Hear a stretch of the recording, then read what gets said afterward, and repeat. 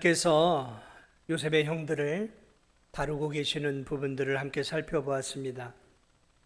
20년 동안, 22년 가까운 세월 동안 요셉에게 지었던 그 정말 몹쓸 죄악들을 회개하지 않고 마음속에 감춰두고 있었던 그들을 하나님이 이제 다루고 계시는 것들, 양심으로 움직이셔서 기근을 허락하시고 이집트로 곡물을 사러 가는 과정 속에서 하나님이 그들로 하여금 감옥에 들어가는 어려움들을 겪게 하시고 그 어려움들을 통해 그 형들로 하여금 자신들의 죄악이 기억나게 하시고 형제들이 모여있는 그곳에서 형제들끼리 자신의 죄악을 22년 만에 형들이 처음으로 토해냈어요. 처음으로 토해낸 거죠. 기적 같은 일이죠.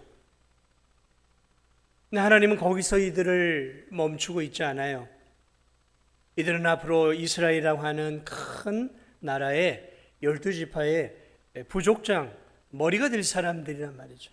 하나님이 요셉만을 사랑하시고 요셉만을 귀하게 쓰시는 것이 아니라 오늘 이 형편없는, 정말 형편없는 자들 아니겠습니까? 동생을 팔아먹다니요. 이런 나쁜 자들이 어딨냔 말이죠. 그런 이들을 하나님이 이 창세기 후반부에 어떻게 섬세하게 다듬고 변화시켜 가고 있는지, 우리 이 요셉의 이 일대기의 후반부에 하나님의 그런 부분들을 놓쳐서는 안 되는 거예요. 자, 계속해서 저는 여러분과 함께 오늘 이 시간 하나님이 이들을 어떻게 계속해서 다루고 다듬고 보석 같은 하나님의 일꾼으로 만들어가고 있는 하나님의 역사를 오늘 좀 성경 구절을 찾아가면서 함께 오늘 읽은 본문 말씀을 비롯해 그 전 말씀까지 함께 좀 살펴보려고 합니다. 자, 어쨌든 총리 야곱이 요셉의 형들을 정탐꾼으로 몰아붙이고 결국 형들 중에 시므온을 감옥에 집어넣습니다. 그리고 다른 형들은 집으로 보냅니다. 그리고 베냐민을 데려와라. 그러면 너희들이 정탐꾼이 아닌 것을 내가 인정하고 시므온을 풀어주마.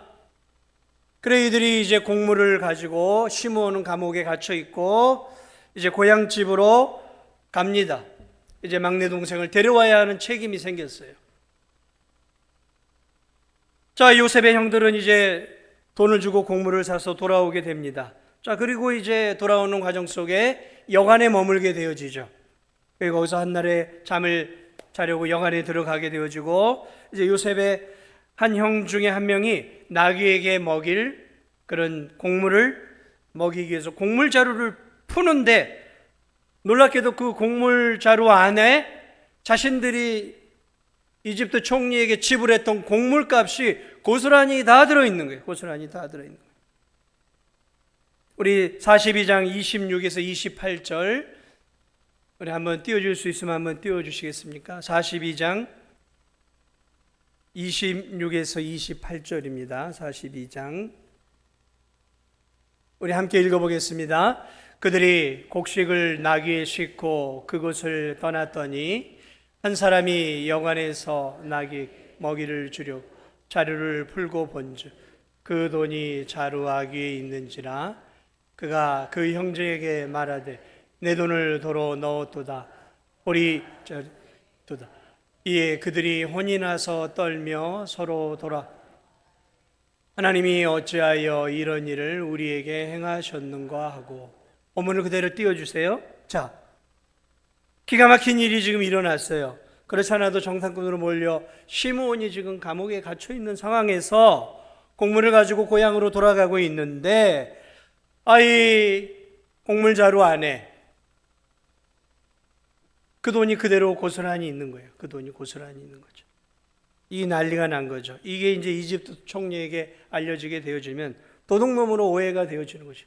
꼼짝없이 모든 형제들이 다 지금 노예가 될 수 있는 위기 가운데 빠지게 된 것이죠. 족인장 상태가 되어진 거죠. 자, 그런데 사실 요셉이 돈을 그 곡물 자루에 넣었던 이유는 어떻게 형들의 돈을 받을 수 있겠습니까? 그래서 요셉이 다시 그 돈을 돌려준 거예요. 어떻게 내가 형들에게 이 돈을 받겠는가? 공짜로 줘야지 어떻게 받겠나. 그래서 다시 넣어준 것이었습니다. 자, 그러나 오늘 이 설명 없이 받은 이 돈은 그들에게 있어서는 두려움의 대상이 아니었겠습니까?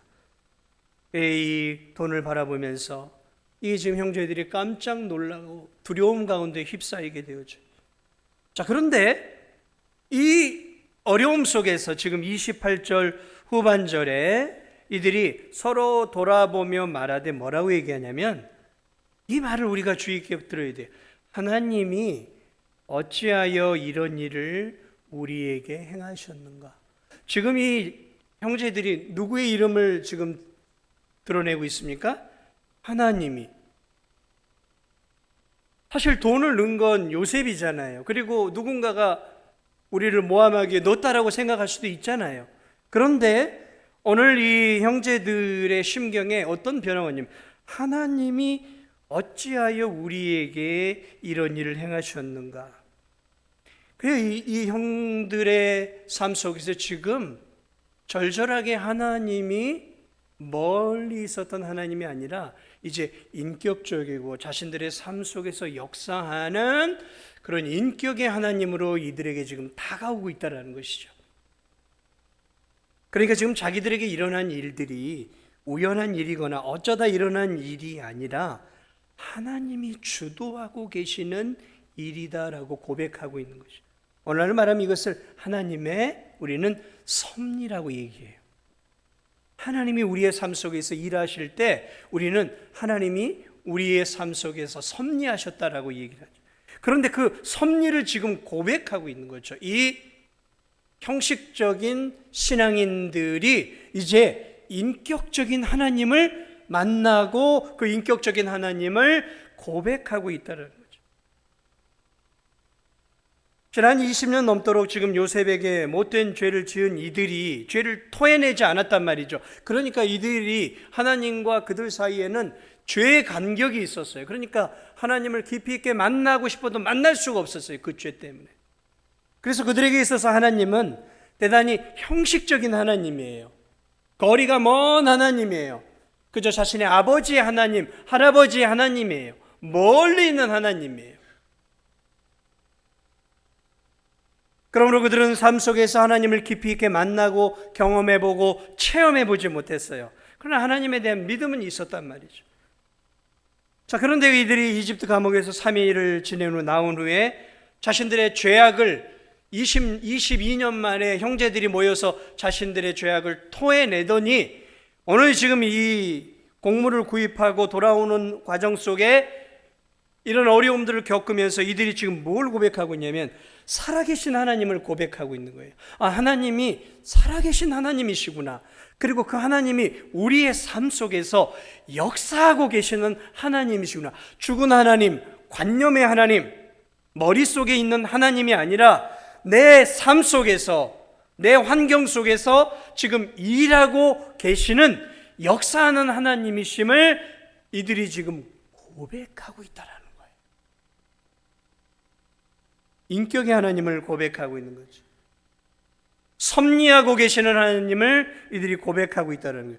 지금 이들이 하나님에 대한 믿음이 놀랍게도 지금 자라가고 있는 거죠. 이게 지금 하나님이 이들을 다루고 계시는 거예요. 다루고 계시는 거예요. 이들의 믿음이 지금 자라가고 있는 거죠. 자, 어제든 두려움 가운데서 이들이 이제 곡물을 가지고 이제 아버지가 계신 가나안 땅으로 돌아오게 되어집니다. 그리고 이제 아버지께 이집트에서 일어난 모든 일들을 이야기합니다. 정탐꾼으로 누명을 받고 지금 시몬은 감옥에 갇혀 있고 동생 베냐민을, 아버지 곁에 있던 동생 베냐민을 데려와야 누명이 풀려지고 모함이 풀려지고 시몬을 내놓겠다고 이집트 총리가 겁박을 했습니다. 이제 베냐민 데리고 가서 보여줘야 합니다. 그렇게 이제 아버지께 이제 이야기를 해요. 이 아버지 야곱이 완강히 거부하죠. 왜냐하면 아버지 야곱이 베냐민을 꽉 붙잡아 놓고 있었어요. 다른 형들만 보냈단 말이에요. 야, 요셉도 20년 전에 이미 사라져 죽었지 않느냐. 지금 시몬도 감옥에 갇혀 있다. 그런데 지금 막내 베냐민을 지금 저 험한 이집트로 보내란 말이냐? 안 돼. 나는 베냐민 보낼 수 없다. 내 막내 아들 내 막둥이 보낼 수 없다라는 거예요. 막둥이. 이 막둥이로 지금 내가 위로를 받고 살아가고 있는데 안 돼.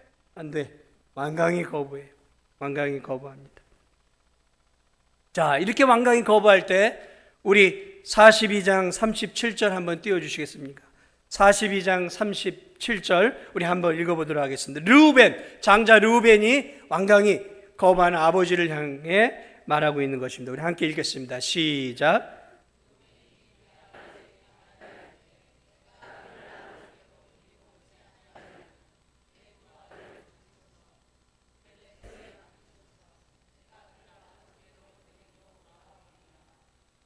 지금 르우벤은 장자예요. 아버지, 막내 베냐민을 저에게 맡겨주세요. 그러면 제가 이집트로 데려갔다가 잘 데려오겠습니다라고 지금 장자답게 말을 하고 있죠. 내가 책임지겠다는 거죠. 만약에 책임 못 지면 내 두 아들을 죽이세요. 그러면서 오늘 이 장자 르우벤이 아버지 앞에 자신의 두 아들의 생명, 자신이 사랑하는 두 아들의 생명을 담보로 지금 간절하게 이제 청하고 있는 모습이에요. 오늘 여기서 이 르우벤의 모습은 정말 형답고 장자다운 그런 모습, 베냐민의 안전과 생명을 책임지겠다라고 하는 장자다운 모습이에요. 자, 그런데 여러분, 우리가 성경을 조금만 뒤로 거슬러 올라가면 원래 이 르우벤은 이런 자가 아니었어요. 동생을 죽이는 일에 어쨌든 동생을 미워하고 혐오했던 형이었어요. 그리고 이 르우벤은 씻을 수 없는 아버지에게 젊은 날 죄를 지었던 자예요. 그는 장자였지만 젊은 시절 그 혈기를 참지 못하고 젊은 시절 자신의 육적인 욕망을 채우기에 아버지의 첩이었던 비라와 동침을 했던 정말 못난 아들이고 악한 아들이었어요. 자신의 욕망과 욕구를 위해, 자신의 육신의 만족과 욕망을 위해서 해서는 안 되는 행동을 했던 거예요. 그 르우벤이 장자의 직분을 뺏겼던 게 이것 때문이에요. 너무 못난 아들이었단 말이죠. 아버지는 이 아들로 인해 엄청난 충격을 받았어요. 젊은 시절에. 이렇게 자기 중심적이고 욕망적이고 책임감이라고는 일도 없었던 이 장자의 르우벤이 오늘 이 본문에서 너무 달라진 모습을 우리에게 보여주고 있는 거예요. 너무 달라져 있어요. 아버지, 내가 책임지겠습니다. 장자로서. 베냐민 데리고 갔다가 안전하게 내가 데려오겠습니다. 그거 못하면 내 아들을 죽이십시오. 내 책임지겠습니다라는 이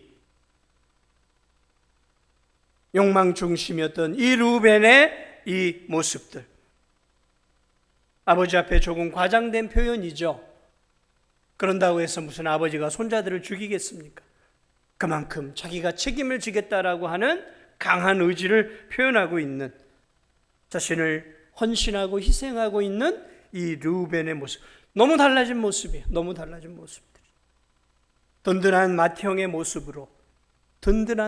모습으로 지금 돌아오고 있는 모습들이죠.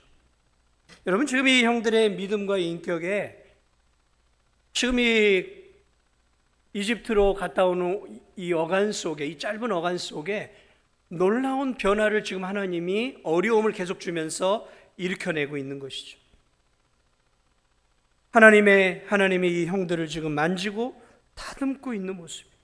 자, 그러나 르우벤의 간곡한 부탁에도 아버지 야곱은 허락하지 않아요. 기근은 계속됩니다. 사왔던 곡물이 벌써 이제 몇 개월이 지나니까 다 떨어졌지 않겠습니까? 이제 지금 다시 곡물을 사러 이집트로 또 가야 되는 거예요. 어차피 가야 되는 거예요. 절박한. 그래, 이번에 유다가 나섭니다. 43장 우리 9절 한번 띄워주세요. 43장 9절에 이번에는 유다가 아버지에게 간청합니다. 우리 함께 읽어보겠습니다. 시작.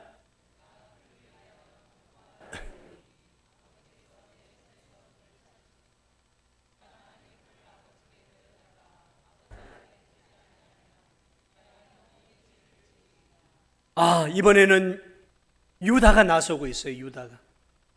아버지, 나를 담보로 아버지 손에서 찾으소서.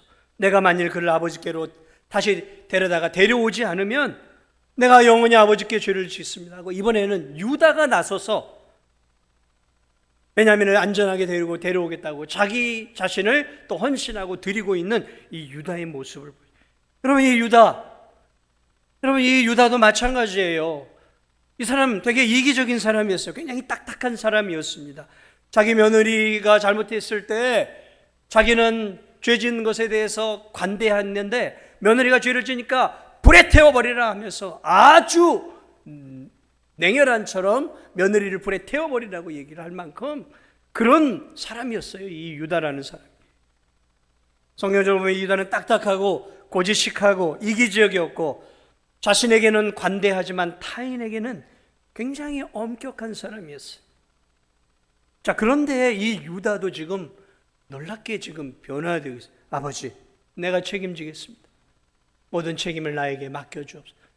그러면서 형제들에게 미루지 않고 자기 자신이 오롯이 그 책임을 지겠다라고 지금 그 무거운 짐을 자기가 짊어지면서 아버지에게 요청을 해요. 몇 달 전에 르우벤이 그렇게 요청을 하고 이번에 이제 유다가 요청을 하는 그런 모습들을 통해서 하나님이 이 유다 여기서 이제 우리가 알고 있는 것처럼 이 유다 족속을 통해 여러분 우리가 알고 있는 것처럼 다윗이 나오고 다윗의 후손으로 예수 그리스도가 나와요. 이 유다를 하나님 다루셔야 되는 거예요. 다루셔야 돼요. 메시아가 나오는 메시아의 조상이에요. 유다. 하나님이 이렇게 유다를 헌신적이고 희생적인 사람으로 지금 바꾸어 놓고 있는 모습들을 우리가 성경을 읽으면서 놓쳐서는 안 되는 거예요. 자, 그런데 여러분 그 이야기를 듣고 이제 지금 시므온이 감옥에 갇혀 있죠. 르우벤이 베냐민을 요청을 하고 거절해요. 이제 유다가 또 요청을 해요. 이제 굶주린 가운데 있어요. 자, 이런 가운데서 하나님이 놀랍게 누구를 또 다루고 있냐면 이번에는 아버지 야곱을 다루고 있어요. 야곱을 다루고 있어요. 우리 성경을 한번 찾아주세요. 43장 13절 14절이에요. 43장 13, 14절 우리 한번 읽어보겠습니다. 시작.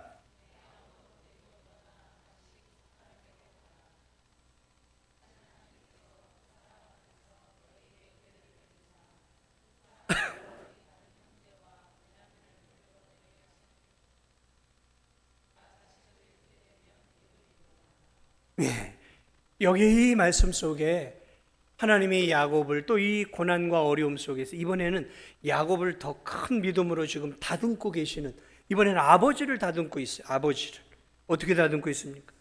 자, 막내 막둥이는 안 돼. 요셉 그 사랑하는 요셉도 이랬어요. 막둥이도 안 돼. 여러분이 야곱은요 원치 않게 4명의 아내가 생겼죠. 원치 않았어요. 그런데 4명의 아내가 생기면서 많은 자녀들을 낳게 되는데 야곱이 가장 많이 사랑하고 진심으로 사랑했던 것은 결혼하기를 원했던 라헬이었죠. 자, 그리고 이 라헬을 너무 사랑했어요. 그리고 라헬에게서 나중에 11번째 아들로 태어난 요셉이 태어나죠. 그래 이 요셉을 너무너무 사랑했어요.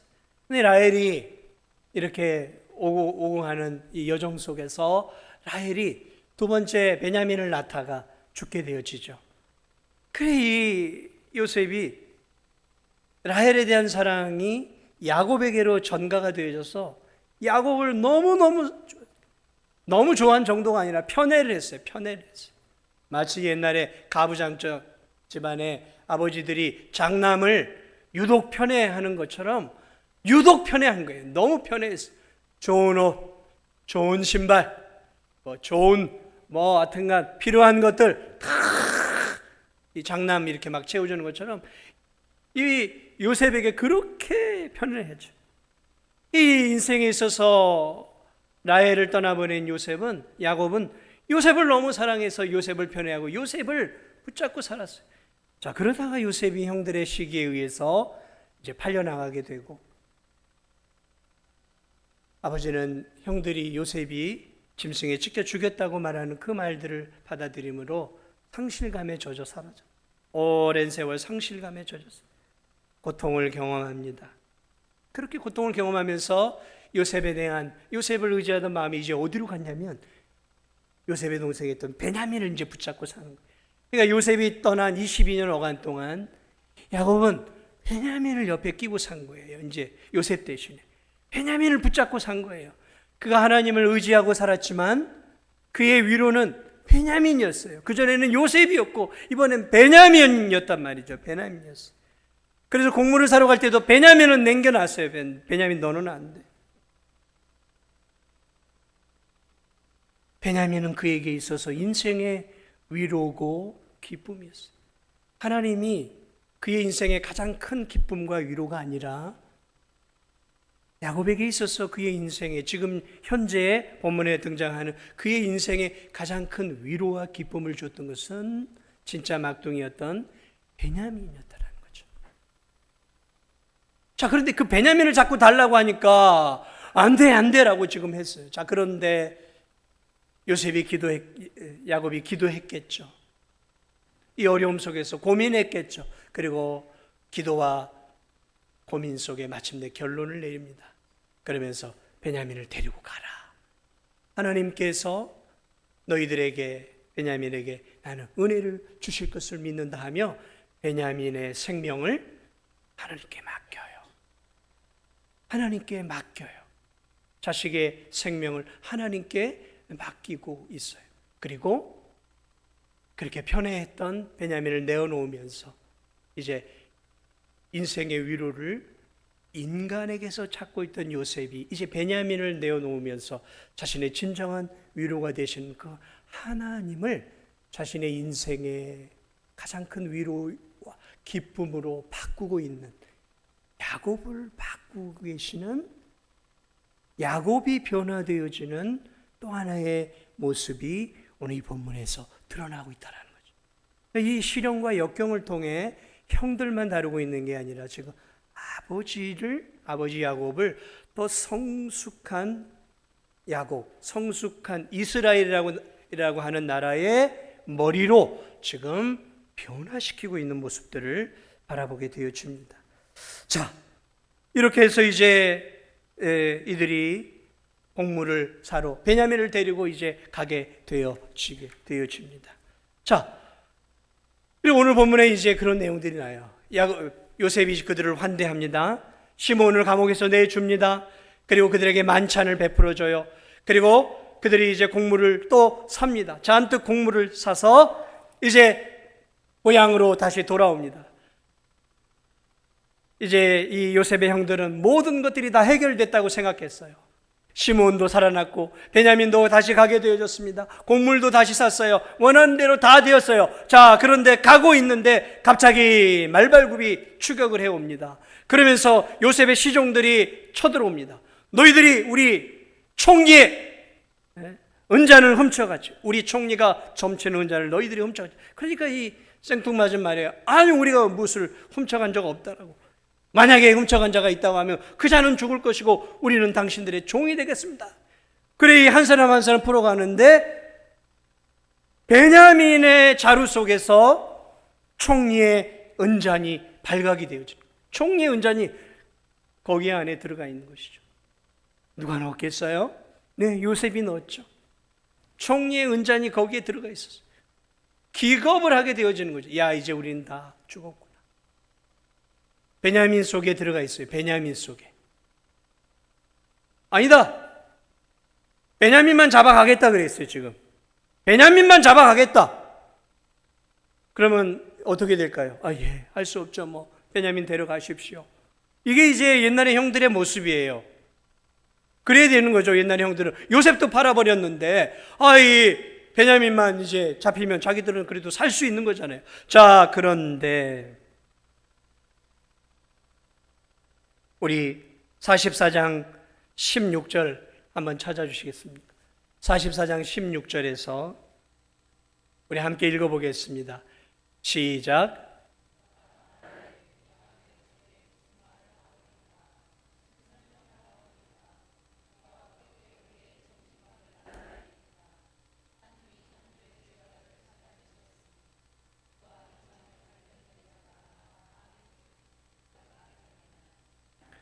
자, 오늘 이 형제들의 대답 유다가 대표해서 이야기합니다. 우리가 변명하지 않겠습니다.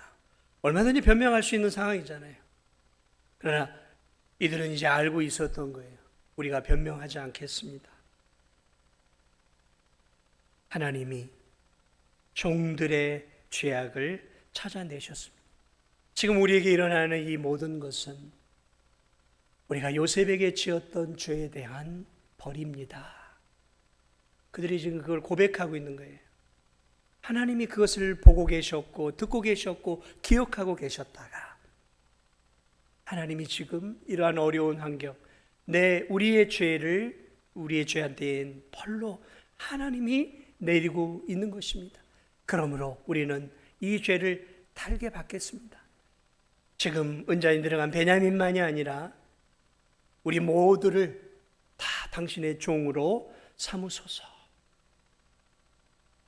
여러분, 이 고백 속에는 놀라운 이 형제들의 믿음의 성숙함이 담겨져 있어요. 자신들의 죄악을 드디어 하나님 앞에 토해내고 있어요.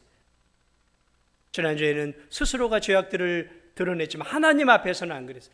그런데 하나님 앞에 지은 고백, 하나님이 우리의 죄악을 드러내셨습니다. 회개하고 있는, 죄를 회개하고 있어요. 그리고 이 모든 섭리와 역사는 하나님이 하신 것입니다. 하나님의 섭리를 인정, 하나님이 지금 자기들을 다루고 계심을 시인하고 그들을 받아들이고 있어요. 이들의 믿음이 하나님에 대한 친밀하고 인격적인 믿음으로 굉장히 지금 변해 있다는 거죠. 오늘 우리가 갖고 있는 믿음으로 바뀌어져 있는 것이죠. 그것만이 아니라 오늘 이들의 인격적인 삶을 보십시오. 옛날 같으면 동생을 막 팔아버렸잖아요. 그런데 지금 은잔이 베냐민에게 있으면 베냐민만 던져버리면 살 수 있잖아요. 자기들은 가족이 있잖아요. 손주가 있는지도 모르겠어요. 가족이 있잖아요. 자기들은 살 궁리 빠져나올 수 있는 길이 있잖아요. 베냐민만 잡아가겠다고 지금 그 총리의 시종이 얘기했어요. 기회잖아요. 그런데 뭐라고 말하고 있어요? 아니요. 우리와 이 잔이 발견된 자가 다 주의 노예가 되겠나이다. 형제 사랑이 회복됐어요. 여러분, 형제 사랑이 회복되고 있어요. 형제 사랑. 각각 놀던 이들, 자기밖에 모르던 이들, 이기적이던 이들, 자기밖에 몰랐어요. 자기 행복밖에 몰랐어요. 자기 만족밖에 몰랐어요. 그 아버지도 속였어요. 수십 년간. 몹쓸 짓을 하고도 그저 모른 채 하고 자기들의 행복을 위해 결혼하고 자식들을 낳으며 자기 가정밖에 모르던 자들이었어요. 그런데 우리와 이 잔이 발견돼 내가 다 주의 노예가 되겠네. 끈끈한 형제애가 드러나고 있어요. 모든 형제들이 거기에 지금 공감하고 동감하고 있어요. 이들이 지금 놀라운 하나님의 자녀들로 지금 변화되어져 버렸다는 거죠.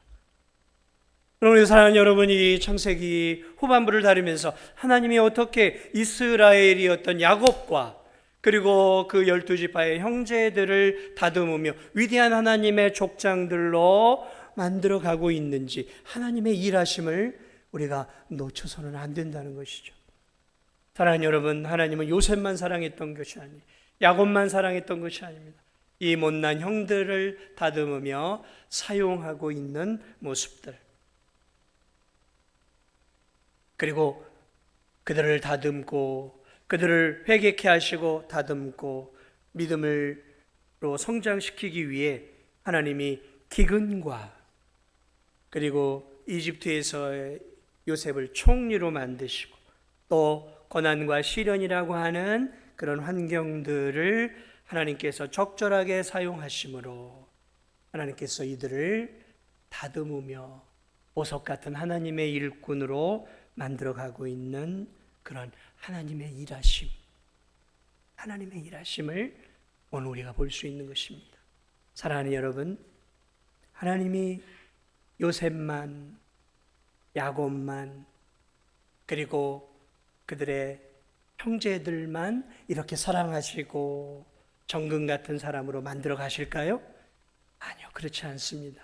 오늘 하나님께서 보내주신 예수 그리스도를 구주로 믿고 예수 그리스도를 영접하고 믿음으로 살아가는 저와 여러분들도 하나님이 요셉만큼이나 이 형들만큼이나 사랑하고 계심을 믿으시기 바랍니다. 그리고 그 하나님은 밖에도 저와 여러분 한 사람 한 사람을 각자의 형편과 환경과 처지 속에서 내버려 두지 아니하시고 때로는 고난과 시련과 때로는 질병과 때로는 경제적인 어려움과 때로는 관계의 어려움과 상황의 어려움들을 통해서 그 어려움들을 통해 죄악의 때를 벗기시고 원한 부분을 다듬어 가시고 계심을 여러분 믿으시기 바랍니다. 여러분에게 주어진 인생의 어려움들, 왜 하나님 나에게만 이런 어려움을 주세요? 왜 나만? 그렇게 말하면 안 돼요, 우리는. 그런 시련과 어려움의 광풍이 우리에게 몰려올 때 피하려고만 애쓰지 마세요. 하나님, 이 어려움의 깊이와 넓이를 저는 헤아릴 수 없지만 이런 어려움들을 통해 나를 다듬고 나의 모난 부분들을 잘 연단하셔서 하나님이 나를 더 귀한 하나님의 일꾼으로 만드시기 위해 이런 광풍과 시련과 어려움이 나에게 있는 줄 압니다. 하나님, 이 어려움 속에서 하나님 겸손케 하시고 내가 토설하지 못하고 회개하지 못하는 죄악들을 토해내어 회개하게 하시고 나의 잘못들을 바라보게 하시고 이 고난의 바람들을 통해서 더욱더 깊은 믿음의 세계로 더욱더 항해할 수 있는 이 고난으로 말미암아 내 믿음의 배가 더 하나님께로 더 깊이 나아가는 그런 은혜의 시간들이 하나님 되게 하여 주옵소서. 그렇게 고백하며 그런 어려움들을 받고 오늘 이 형들처럼 이런 어려움들을 통해 자신의 모난 인격을 다듬고 사랑의 부족함을 다듬고 형제 사랑의 부족함을 다듬고 하나님과의 관계가 더 친밀해지고 깊어져 가고 그리고 하나님 앞에 회개하지 못한 부분들이 있다면 회개하며 더욱더 정결한 하나님의 일꾼으로 세워져서 하나님이 이들을 귀하게 사용하셨던 것처럼 저와 여러분을 2025년 한 해에도 귀하게 사용하시기를 주님의 이름으로 축복을 드립니다. 기도하겠습니다. 은혜로